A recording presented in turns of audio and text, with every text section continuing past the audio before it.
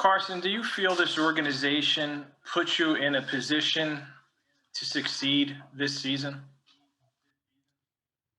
Listen, I mean, we've had a lot of things this year, and I know first and foremost, I got to be better. I know I've watched the tape every single week, and there's plays out there every week that I know I can do better. I can get us into better situations. Be more accurate. All those things.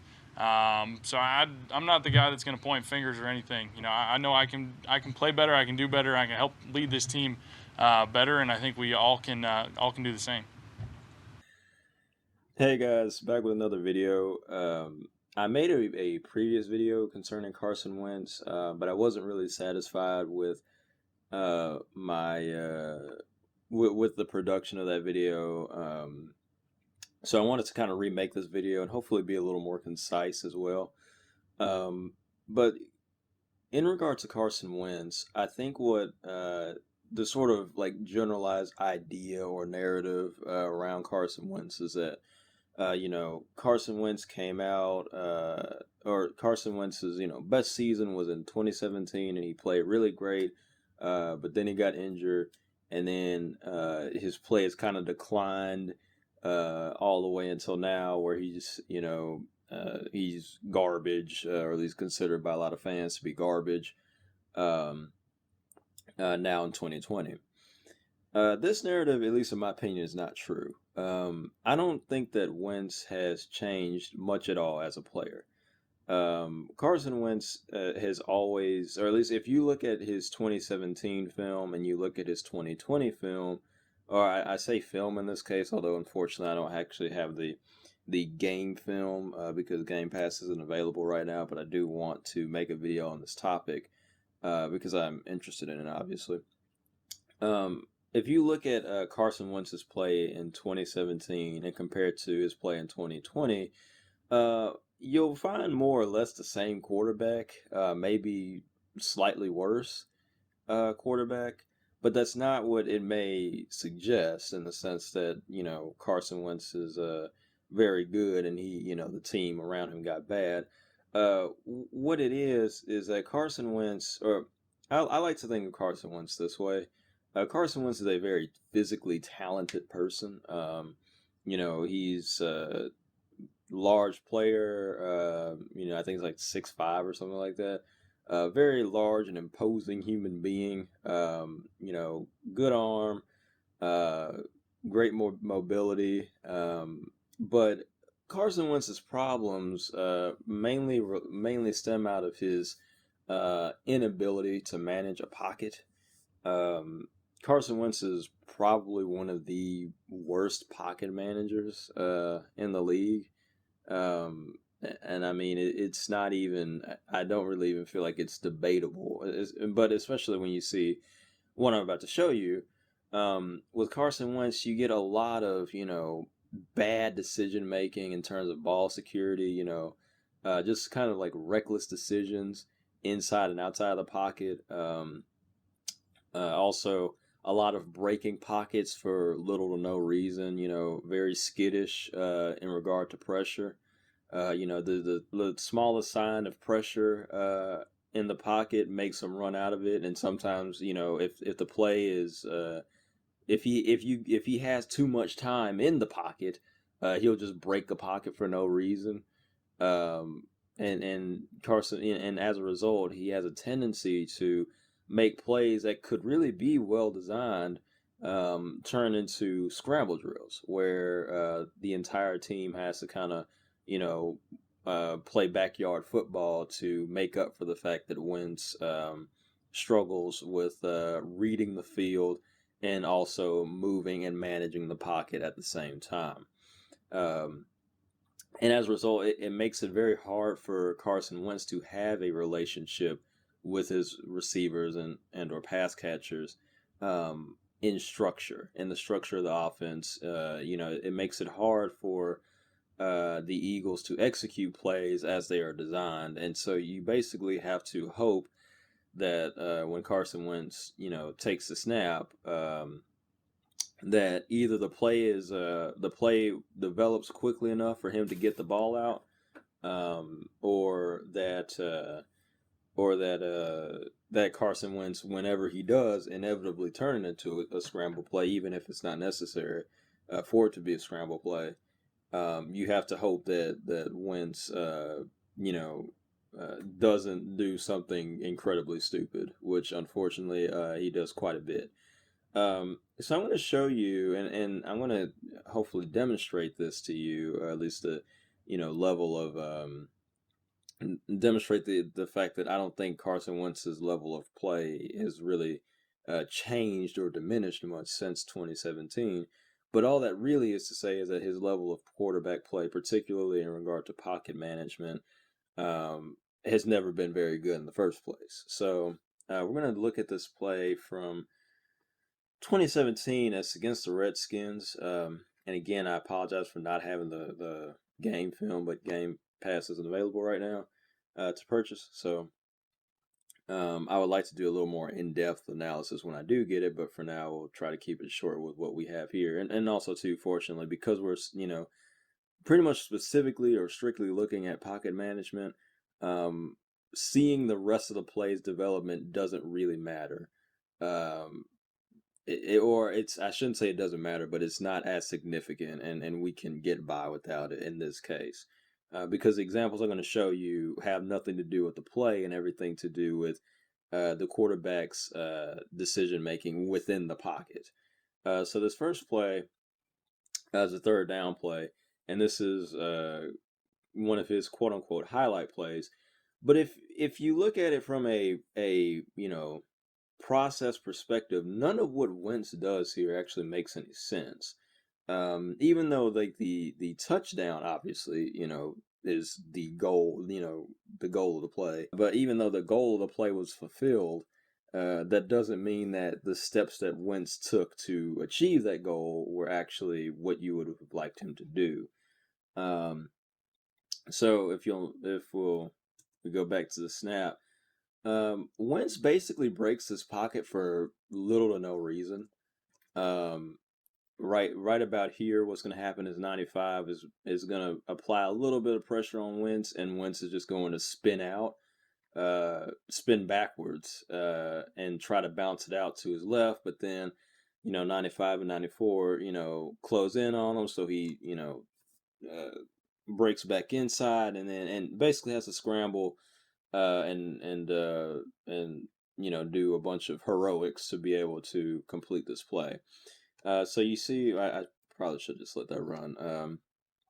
So you see right here, 95, he puts a little bit of pressure on Wentz, and he like wildly overreacts to this, I feel, and spins out. But you see the decision he made here only puts him in more danger. Like, if you want to say that, he should have reacted to that, which I agree, a reaction was necessary, or at least would have, you would like to see him react to it in some way.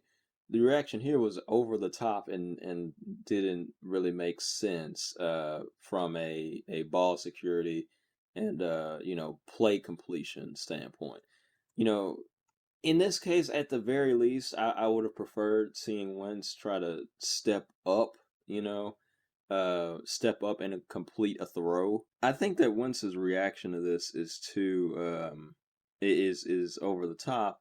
I do think that, because it's third down, obviously you don't want to, at least I can understand him not wanting to take, underneath options, but sometimes that's all you have available on a third down play.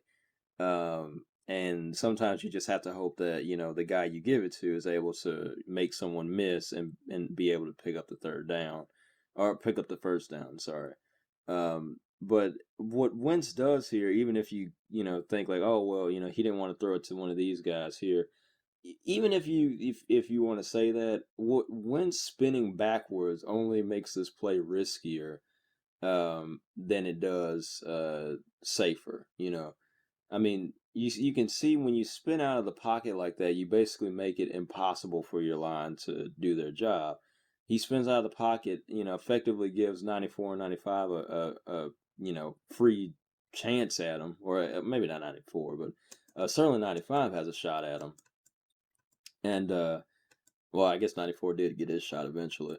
I mean, just look at how if 94 gets a better tackle on him, this is, a sack at the least, or potentially a fumble.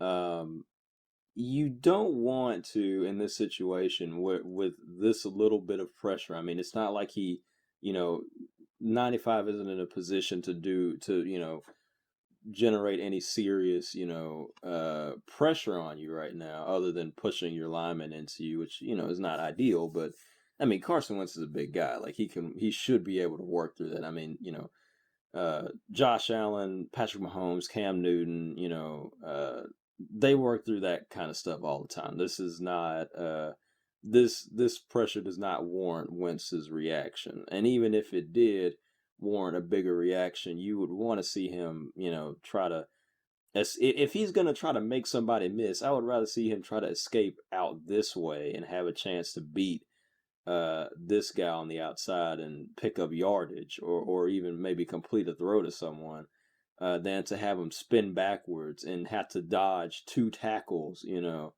and then throw to an open Aguilar.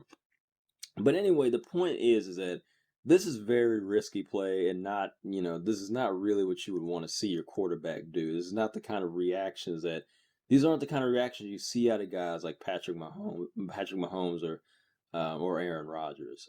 They don't do this. Not needlessly in this sense. I mean, 95 is not putting on, like, the pressure that 95 is exerting here does not warrant Wentz's reaction that he does here. But you'll notice, if I didn't say it, you probably wouldn't even know that this came from 2 seasons. But if we look at this play from 2020, it's the same kind of thought process, or the same kind of, overreaction, where he takes a snap, he feels a tiny bit of pressure here, and he just spins out. And now, you've got two guys who get a free shot at you, basically. Except in this case, it doesn't work out well for him, and he ends up throwing an interception, which I probably should have let that play in its entirety. But you can see, like, no reason to spin out of here.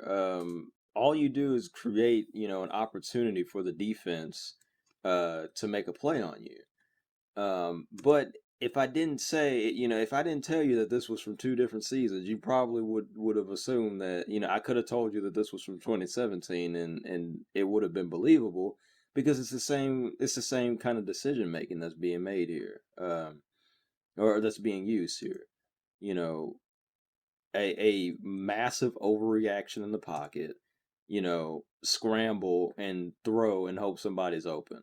Except in this case, partially because he's, scrambling, I imagine, it makes this throw a lot harder, because now you have to, throw this while kind of backpedaling and rolling to your right, and stepping out to your right. I mean, that's not easy to do.